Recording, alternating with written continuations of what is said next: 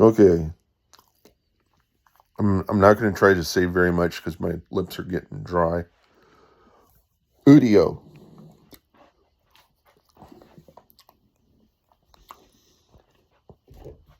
I posted this message up on Udio that said um, only one of the Beach Boys was a actually knew how to surf, and that their music was produced by the Wrecking Crew when they were on tour. Those are two things that I knew about them from documentaries.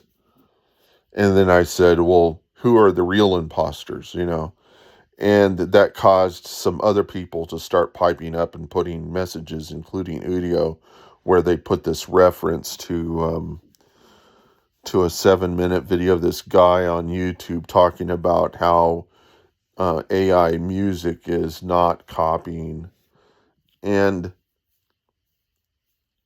try to make it sound, try to use the analogy that it's learning the same way a normal musician is learning, which I don't think is the case. I think that what it's really doing is it's pattern matching, but the pattern matching is a good bit of what it's doing. It's not actually learning to use the instruments. If that was the case, then the way that these instruments would sound in certain parts of the song would make sense. They don't make any sense because it doesn't have any real physical understanding of the limitations of the instrument. And it's up to us to determine what sounds natural. That's how it's even able to produce any music that sounds good, is by us determining what sounds natural, what sounds real. Because there's a lot of it that doesn't sound real. And it also makes a lot of mistakes about what is pleasing. Whenever it's doing its chording, it has a tendency to jump around a lot. It doesn't pick a common transition for songs. I mean, it does whenever it's going upon what it has learned from the data that it's looked at, but it also makes a lot of crazy decisions that could sound like a different kind of music.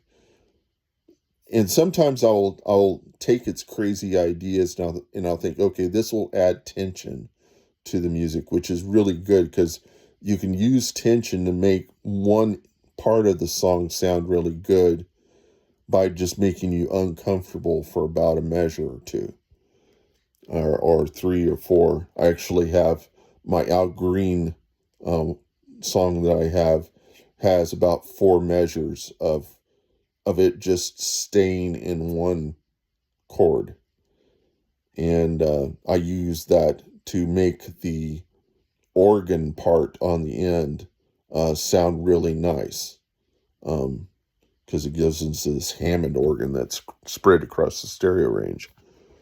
The other thing to point out is that it can create the exact tone, inflection, everything that a musician sounds like. The way they sing, the way they're. If it was Rod Stewart, you could hear the gravel in his voice whenever he sustains notes. So it is copying the musicians the way they sing. And if it really was learning the musicians like an instrument, it should be able to take Rod Stewart and make him into a heavy metal musician, or take Robert Palmer, um, who did cover a couple of genres, and make him into a country western star. And the fact that you can't specify the voices and you can't use them in other areas because Udio is actually preventing you from doing that. We can't really tell if it knows the musicians' voices or if it's associated with the samples in the areas where those musicians were found in the genres. And if it is genre specific, it's not simply learning the instruments, it's attributing the styles and kinds of instruments with the genres, and that's where it has its capacity to use the instruments in that area, is where it found other instruments in that area. It can make music of that. It can make sound. I demonstrated if I gave it 2 seconds of samples. I uploaded a 2 to 4 second sample, and it made a song out of that. But with that instrument, it could not really do disco. And I think the reason why that probably was that it didn't have any associated samples from what it was trained on.